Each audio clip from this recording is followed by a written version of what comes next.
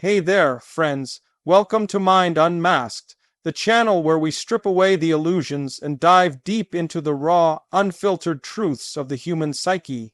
I'm your host, here to guide you through the messy, beautiful chaos of our minds, one revelation at a time.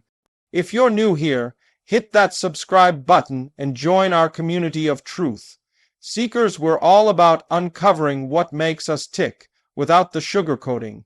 And if you've been with us before, you know we keep it real, empathetic, and always aimed at growth.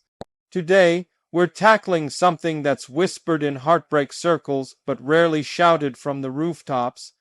After she leaves you, the reality no one warns her about. Buckle up, because this isn't about blame or revenge, it's about understanding the hidden storms that follow a breakup from her side of the story. If you've ever been left wondering why it hurts so much for everyone involved, or if you're navigating your own emotional waves right now, this is for you. Let's jump in with a question that might hit close to home. What if the freedom she chases comes with chains no one ever mentioned? Picture this. She's finally done it.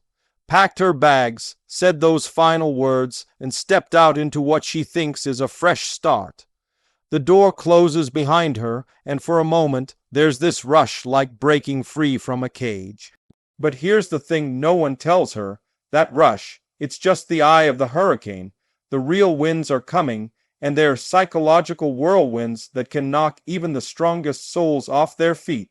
We're talking about the unspoken aftermath, the mental maze she navigates alone, because society loves to paint breakups as empowering montages set to upbeat music.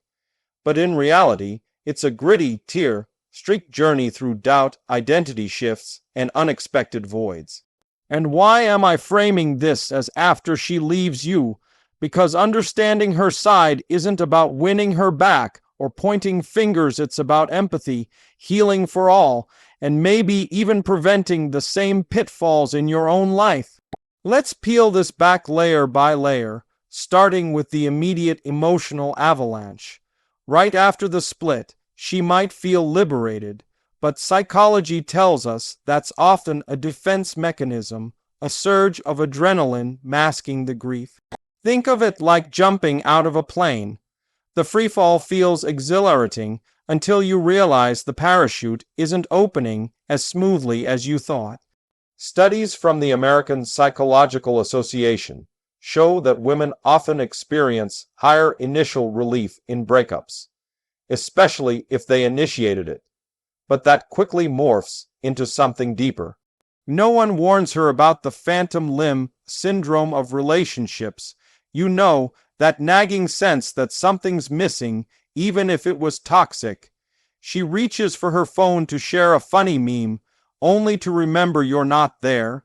Or she cooks dinner for two out of habit, and the empty chair stares back like a ghost.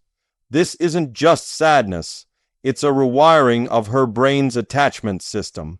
Attachment theory, pioneered by John Bowlby, explains how we bond like infants to caregivers, and breaking that bond triggers the same panic. Her mind screams, "Where's my safety net?" even if logically she knows she's better off. And here's a fresh angle no one's really explored. In our hyper-connected world, this phantom pain gets amplified by digital echoes. Scrolling through old photos on her cloud storage, or getting algorithm-pushed memories on social media, it's like the internet conspires to keep the wound open. She deletes apps, blocks numbers, but the digital footprint lingers, turning every notification into a potential trigger. Imagine trying to heal while your past keeps pinging you. That's the modern breakup no self-help book prepares her for. But let's get human here. I've heard stories from friends, real, raw confessions over late-night coffees about how this phase feels like mourning a death. One woman told me, "I left because I had to, but I didn't expect to grieve the us I imagined we could be." That's the kicker. She's not just losing you, she's losing the future she built in her head. Weddings that won't happen, kids that were daydreams, vacations scribbled in journals. Psychology calls this ambiguous loss, a term coined by Pauline Boss, where there's no closure because the person is still alive, just gone from her life. No funeral, no sympathy cards, just her, alone with the what-ifs. And society, it cheers her on with "you go, girl" memes, but behind closed doors, she's wrestling with guilt. Did she try hard enough? Was it all her fault? This self-blame loop is fueled by cognitive dissonance, her brain trying to reconcile the decision with the pain. No one warns her that empowerment can feel like isolation, especially if friends take sides or family questions her choice. Suddenly, she's the strong one who doesn't need help, but inside, she's crumbling, moving deeper. Let's talk about the identity earthquake. Who is she without us? Relationships shape us more than we admit. They're mirrors reflecting our worth, habits, even taste. When she leaves, that mirror shatters, and she's left piecing together a new self-portrait. Psychologists like Erik Erikson talk about identity formation, but post-breakup, it's identity reformation. She might dye her hair, pick up hiking, or binge new shows, all attempts to reclaim autonomy. But here's the untold reality. This reinvention often comes with a side of imposter syndrome.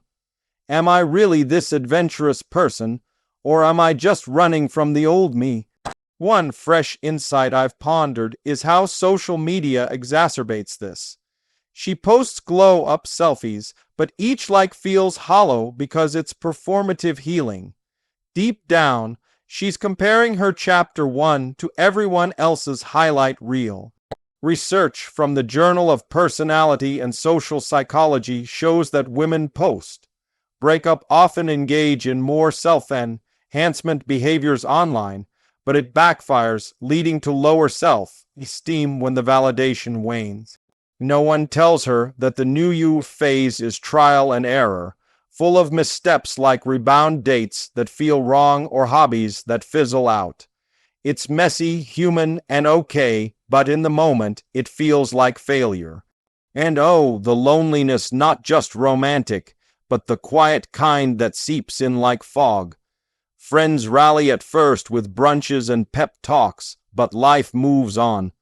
They go back to their routines, and she's left with evenings that stretch endlessly.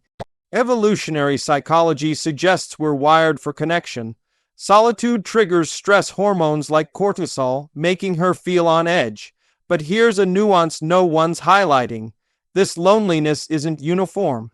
If she left a controlling relationship, it might feel like sweet solitude at first, but then the void hits, the absence of even the arguments, the shared silences. She might miss the routine, the predictability, even if it was stifling. One woman shared with me, "I thought freedom meant parties and travel, but it was Netflix alone, wondering if I'd ever trust again." That's the scar tissue of past hurts, hypervigilance in new interactions, scanning for red flags that might not exist. Attachment styles come into play here. If she's anxious, avoidant, she pushes people away just when she needs them most. No warnings about how therapy becomes a lifeline or how journaling turns into her silent confidant. It's in these quiet moments that growth sprouts, but it hurts like hell getting there. Let's pivot to the social ripple effects, because breakups don't happen in a vacuum. Family gatherings turn awkward. Where's he? Questions like landmines. Mutual friends divide like custody battles over brunch spots, and if kids are involved, that's a whole other layer of psychological complexity. Co-parenting demands emotional gymnastics, being civil when your heart's still raw.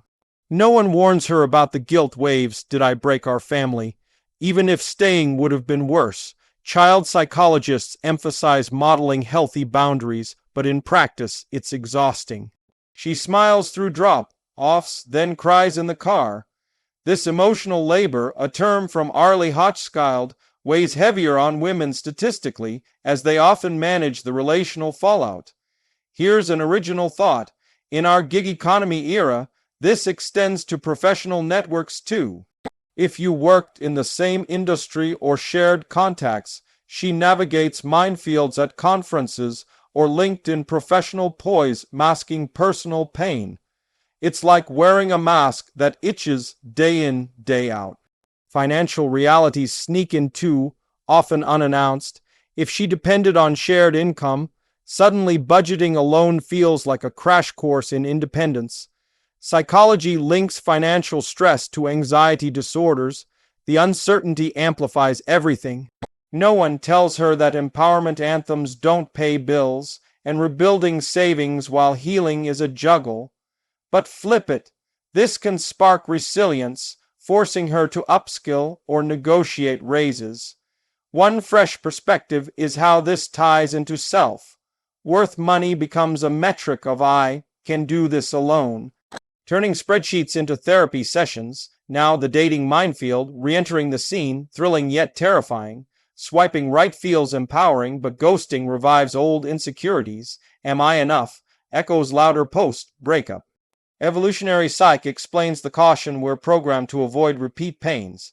But here's the hidden gem. She learns her non-negotiables, refining her picker.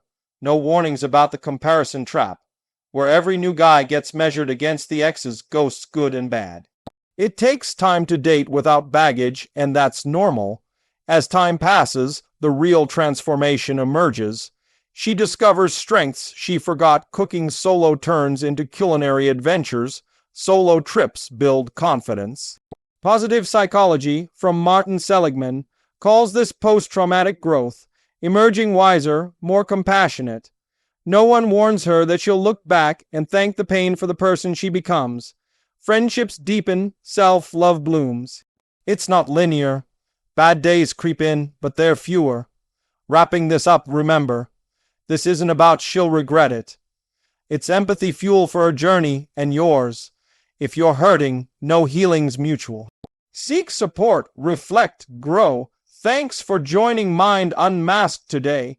If this resonated, like, comment your thoughts. What's your unspoken breakup reality? And subscribe for more mind-bending truths. Hit the bell for notifications. Until next time, keep unmasking your mind. Take care.